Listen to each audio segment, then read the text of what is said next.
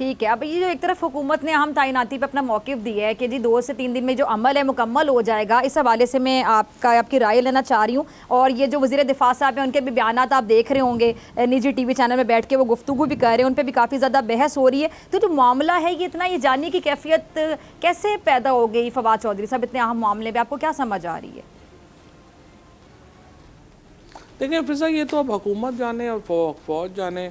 Apparently तो यही लग रहा है कि हुकूमत जो GHQ से समरी चाह रही थी वो समरी नहीं आई है।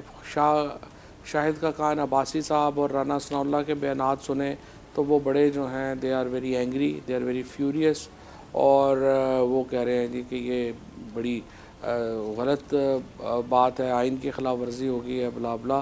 तो अब ये तो देखते हैं अगले 24-48 घंटों में क्या होता है और हुकूमत किस तरह से इसको लेके आगे बढ़ती है।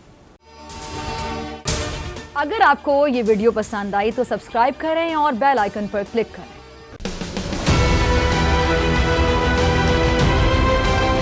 मैं आज बोल्ड टीवी वाले शोएब शेख को, उन्होंने उसकी जिंदगी को खतरा अब हो गया।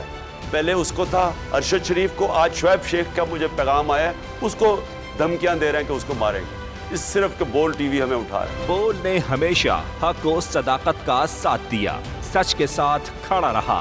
हम हैं मिसाल अब्र, मगर इस हवा से हम डर कर सिमट ही जाएंगे, ऐसे भी हम नहीं। बड़ी मुश्किलात, बड़े बड़े चैलेंजेस, सिर्फ बोल खड़ा रहा, बोल डटा रहा। बोल को है जरूरत अवाम के दुआओं की। इजहार आसाती के लिए, पाकिस्तान के लिए, पाकिस्तानी अवाम के लिए।